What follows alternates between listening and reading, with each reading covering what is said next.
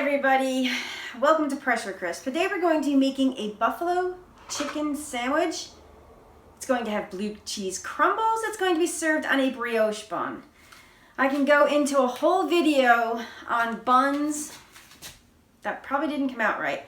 But buns, the type of bun that you should use like with chicken or beef or whatever. It also comes down to personal preference, but the brioche bun, it's beautiful, it's soft. It lets whatever is on the bun shine through. It's there for a compliment. It doesn't overtake the flavor. I enjoy pretzel buns, but I find them to be a bit too much for a sandwich, and I end up throwing half of it away anyway. Brioche, sometimes it's a little too soft, but I don't mind that so much. I enjoy whatever is on that brioche bun. Today it's a buffalo chicken sandwich with blue cheese crumbles and tons of hot sauce. Let's just jump right in and get started on this delicious recipe. And you're gonna find out in this video the key to keeping chicken breast moist in the Ninja Foodi. Also, you probably saw on my earlier video I put out, I forget when, with chicken tenders. Key ingredient to keep your chicken moist. Let's just jump right in and get started. Let's talk chicken.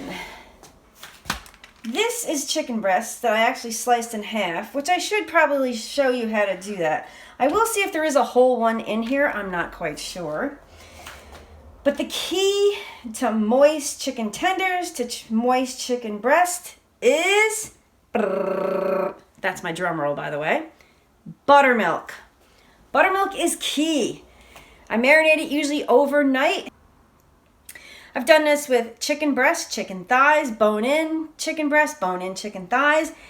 Works perfectly in the Ninja Foodi.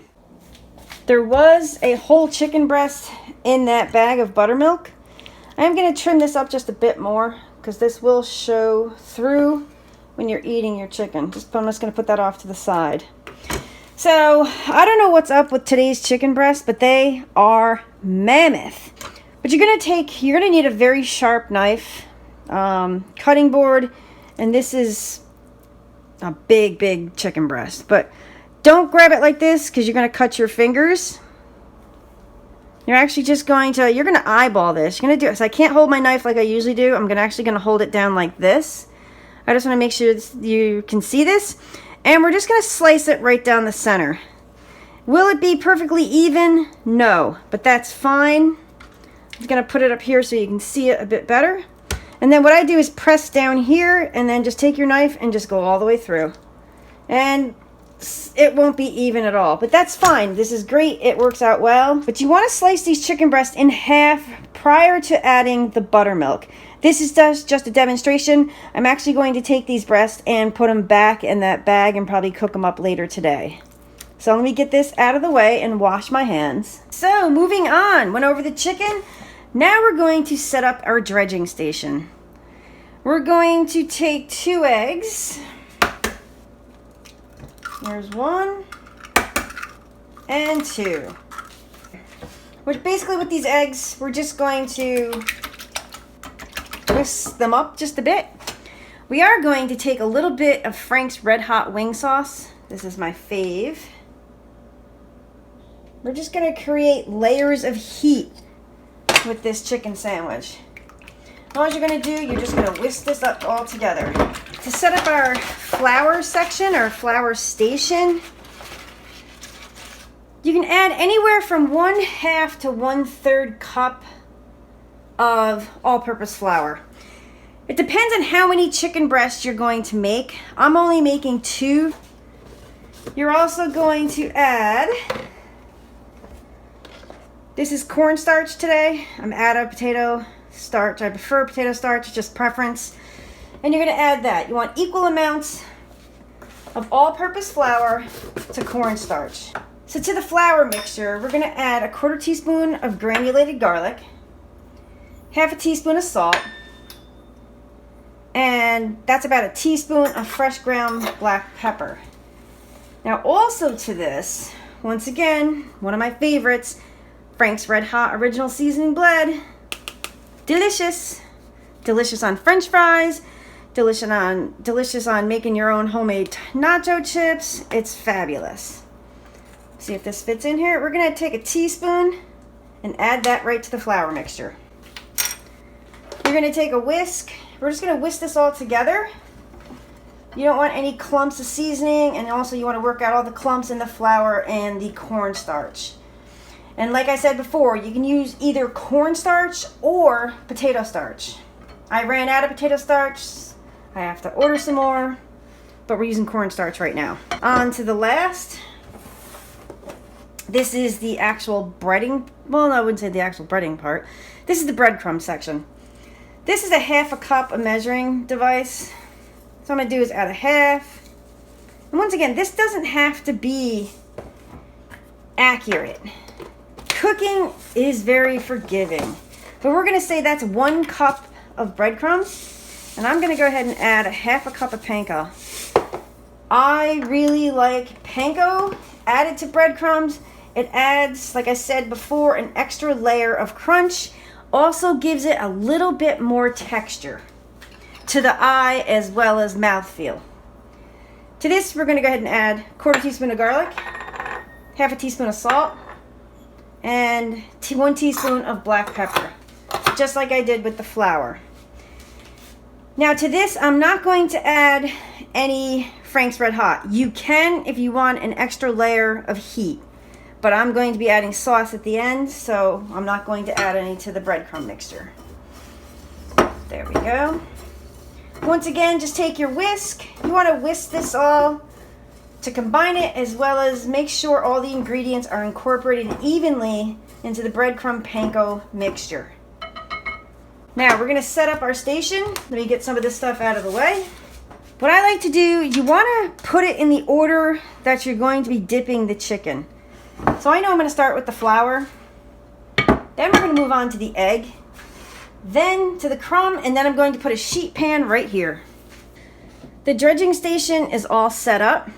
This is 1 large chicken breast that has been marinating in buttermilk overnight. Try to trim all the fat and anything else that you see on them, and they're pretty much about the same thickness. Now what you can do now, you can actually cut this to actually fit your bun. I kind of like to leave it whole so it kind of hangs over the side. It's kind of, I don't know, a little extra chicken piece, and I think it looks kind of cool. So you're going to take your chicken and you're going to dip it into the flour mixture. You're going to have 1 clean hand and 1 dirty hand. Try to do this the best you can. Even I end up, and I've done this a zillion times already, I end up getting both of my hands just dirty. Then you want to shake off the excess flour. You're going to lay it right into your egg mixture. I don't want you to see my face. There you go. You want to make sure all the flour gets some of the egg on it, or the breadcrumbs will not adhere. Let that drip off just a bit. We're going to place it right into the crumbs. We're going to take our so-called clean hand, and you're just going to take some of these crumbs and put it on top. Should have a little bit larger bowl here, but that's fine. I've given up. We're using both hands here. But the key is to keep 1 clean hand and 1 dirty hand. And I like to just push some of these crumbs in just to make sure they're all coated. Okay, we're going to pick this up. Going to shake off the excess. I'm just going to take this chicken piece out of the way, and we're just going to put it right here. You're going to take that last chicken breast, go ahead and put it in the flour. Trying to work left-handed here so you can actually see this whole process 100% without my limbs in the way. This one's coating up pretty nice. And yes, you will make a mess in your kitchen. There's no fun in cooking if you don't make a mess.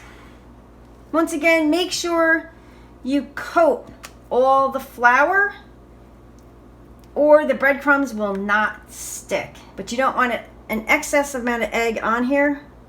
Just jingle it off just a bit. Fluff your crumbs. I find that actually works pretty good. I need a little bit of bigger bowl, but we're working with what you have. And we're just going to push these crumbs in. This thing will already have a little bit of spice to it because we seasoned everything. Now I'm going to go ahead and go wash my hands. I do want to add one thing, because I did wash my hands. This seems like it's excessive. This would probably make 4 chicken breasts of this size, all this coating. You can cut this recipe in half if you're only doing 2. The eggs I'm not too sure about. You might be able to get away with 1 egg depending on the size of your eggs. Or use 1 egg and you can always add a little milk and the hot sauce to the egg and whisk it to stretch out that egg so you're not wasting a whole egg. And then with the flour, you could probably get away with a 1/4 cup of each and just cut the pepper, the salt, and the garlic down for that mixture. And also I would do probably, you can do maybe a 1/2 cup of breadcrumbs to a 1/4 cup of panko. You might be pushing it there for the 2 chicken breasts, but looking what's left over, you could probably get away with that. So I'm just going to clean this area up. Next step is we're going to spray these chicken breasts with oil and we're going to air crisp them. Next step, I'm actually going to be using this pan, or if you have this in your house, this is also excellent. I'll show you both actually. I'm going to go ahead and use this. This is just plain olive oil. There we go. It kind of sprays on a lot. I just want you to see how that works. And there's a lot of overspray. The pan has a finer mist. I think you have more control with the pan, but your finger does get tired. I cannot sit here and say that. If you have any arthritis in your fingers or hands, you're going to find this one a bit difficult. I would opt to get this one. What we're going to do next, we're just going to flip these over. Now my hand's contaminated. Shoot. Now I have to use my left hand. So I don't want to touch the bottle with a chicken hand. We're just going to spray. Now all we're going to do, we're going to take that chicken and put it into the air crisp basket. And I've made this a bunch of times. I know 2 of these chicken breasts fit right in here. Try not to get it on top of one another. You want all utmost browning. And all we're going to do, we're going to go ahead and close the lid. Okay, the Ninja Foodi is on. We're going to hit air crisp. We're going to up the temp to 400 and we're just going to hit start. It automatically defaults to 20 minutes. You can lower this because I know it's going to take anywhere between 17 or 19 minutes most of the time for these chicken breasts. I think one time I actually had to cook them for 20 minutes. They were a little bit thicker. But halfway through this cooking time, we're going to check it and we're going to flip these chicken breasts. And my brother just stopped by. He has impeccable timing whenever I'm cooking in the Ninja Foodi. But I did want to go over buns. I picked these brioche buns up at Aldi's. They are fantastic. This goes perfect with a chicken sandwich. You toast it up just a little bit so it has a little bit of structure, but it's nice, soft, and goes perfect with chicken. Okay, so it's halfway through the cooking time. Ooh, look at those. Nice and brown. We're gonna go ahead and flip these over. I recommend you using a spatula instead of tongs. If you use tongs, the coating will come off. Be careful, it's hot. I don't think we need any more oil. We're just gonna go ahead and lower the lid and check it in 9 minutes. Okay, so there's 2 minutes and 50 seconds left. We're gonna check on the chicken. It's beautiful. We're gonna take a quick temp on it. It's done 168. Let's check the other piece. Oh yeah, well done. We're gonna go ahead and add, we're using real blue cheese crumbles. We're just going to go ahead and sprinkle this on top. Probably should have used a spoon instead of my fingers, but this is just for me. And my brother, he'll have to suffer through with it. There you go. We're gonna go ahead and close the lid, and this should probably take anywhere between 1 and 2 minutes to warm up and melt a little. Okay, so it's been a minute and a half. Perfect. We're gonna actually take these out of here.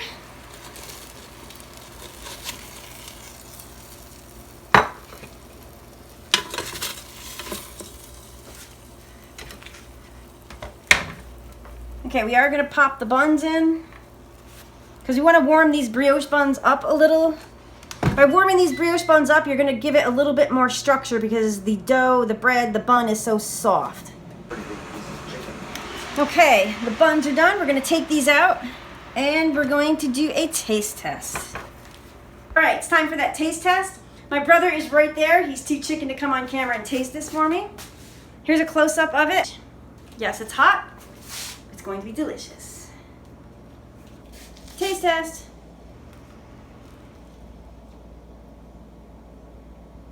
Mmm. Delicious. The chicken is super moist. You have that nice crunch from the coating, blue cheese and wing sauce. It's like peanut butter and jelly. Just goes together. So, thank you so much for watching and stay tuned for more videos using your Ninja Foodi.